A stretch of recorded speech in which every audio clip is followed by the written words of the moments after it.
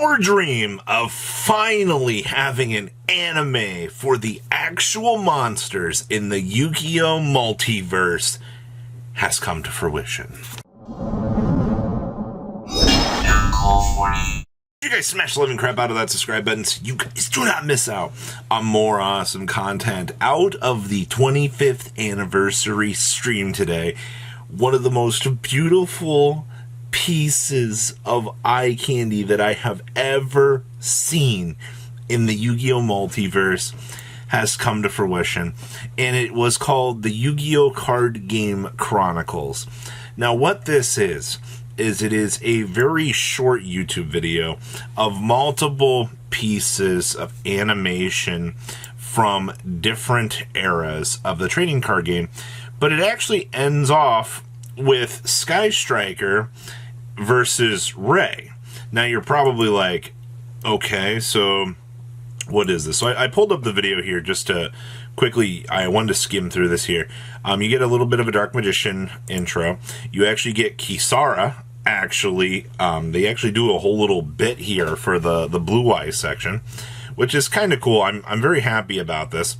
We get some Ice Jade lore. Yeah, they actually did the lore for this. We get an entire Zeus cameo versus Doomsday Star, which is absolutely amazing, personally. Of course, Evil Tube lore. Everybody's a massive fan of that.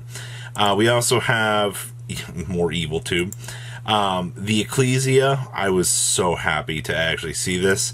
And then we get the Sulfachord little band here as well. But when you jump back here to the end, you get this Sky Striker little showcase of things as well. So you have this entire little bits and pieces for this actually kind of existing back here and being showcased in a beautiful, how long was this? A 6-minute and 13-second animation. Now you're probably like, okay, so they just did some shorts.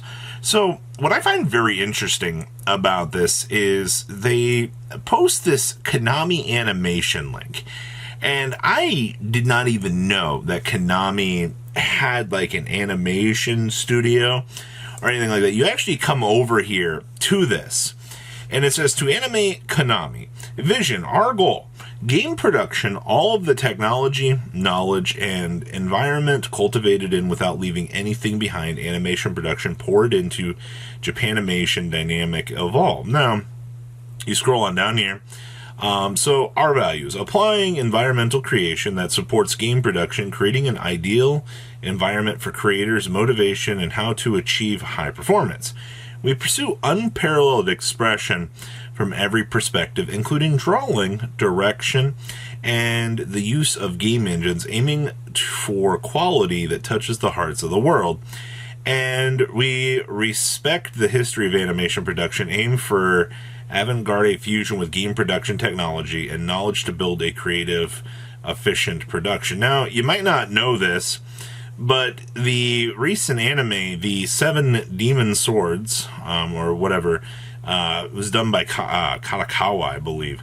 And I loved the intro. I was like, this is like nothing that I have seen before for this. But actually, come to find out, it's one of the two works that the Konami Animation actually has listed. As of now, they've done one anime intro, and they've done the Yu-Gi-Oh! Card Game Chronicles now as part of this. So, where in the world does this take us right now with this? Konami has, sitting here and filming this right now, the writing has been on the table for the Monster Chronicle story. I just don't, I think with what they just gave us, the little tip on the iceberg, there was also Magistus stuff in there as well. And not everything that I showed, they broke everything up. There's also the Legendary Six Samurai stuff in there as well. The writing has been on the wall that they've been focusing on this project for a little while. And I touched on this a little bit when I was like, it makes sense. They just did the Yu-Gi-Oh! OCG's manga for Sky Striker. And I've had the working active theory for a little while now that once the manga gets done for that, that's what, like, was it 19, 20 plus chapter? It was... I know the manga went on for a good, like, what, nearly 2 years? So once you have the source material laid out for that, okay. So now that we've written the story, we can cultivate this story now into an actual piece of art that we can actually start to do. And now that they've started the OCG stories for Magistus, we can actually do this. Now, the crazy thing about this is a lot of this lore could go for 12 episodes. You can have seasonal anime with this. You also just proved to us that you have the technology. All right, your biggest mistake here, Konami, was you just whet the appetite palette across the entire community and said, hey, we know that that we can do this. And I think that's the craziest part about all of this right now is, especially underneath Konami Animation here, when you're looking at this here, it looks like a lot. I'm not super good at like analyzing or understanding animation, but it looks like they're infusing basically video game software with the style of animation that they want to try to produce. And I think it does create more of a sleek design, in my opinion, which I'm fine with that. You need that style of, build in here for something like that. That's very, very important for something like this to come to fruition. And I think... I don't want to think. I want to shut off my brain. I want to go, oh my gosh, this is literally the best thing that Yu-Gi-Oh! Has done for the game in years. Yu-Gi-Oh! Has become so big at this point that, oh yeah, we have all of the tie-ins with all of the characters. Yeah, the original anime is that. But the card game world itself, people have to understand that this stupid card right here comes from its own part of the lore. These 10, 12 cards that we've got going, we just gave Zeus an arch nemesis. We got Gundam battles happening out here. Sky Striker has their own lore. The Evil Twins are running around out here in another part of the multiverse, stealing your jewels. And even the little derpy Melfies evidently now have their own universe.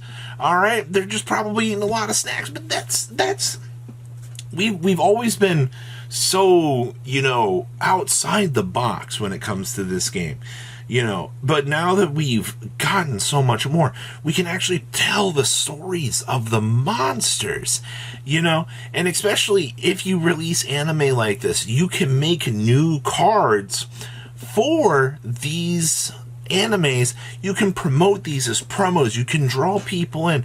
Having 12 episode seasonal animes, I understand, it's going to be a little bit more costly for, I don't know what animation budget cost is. I always think it's like $1 million an episode or something like that.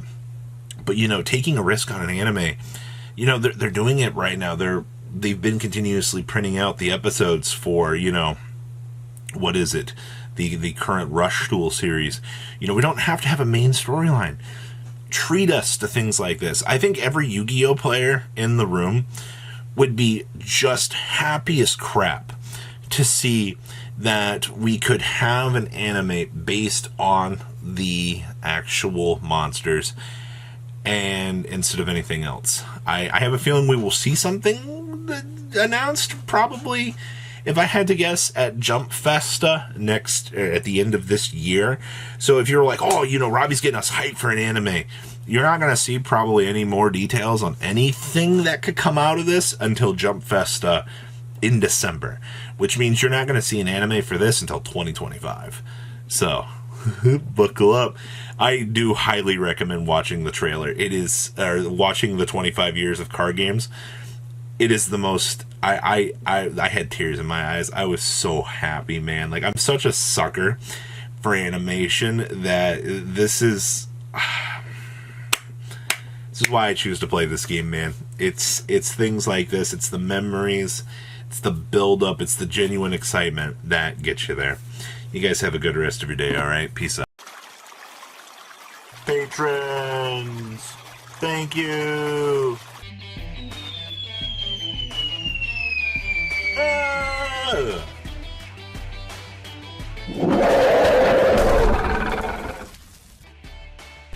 Thank you so much for watching. Check out these other videos.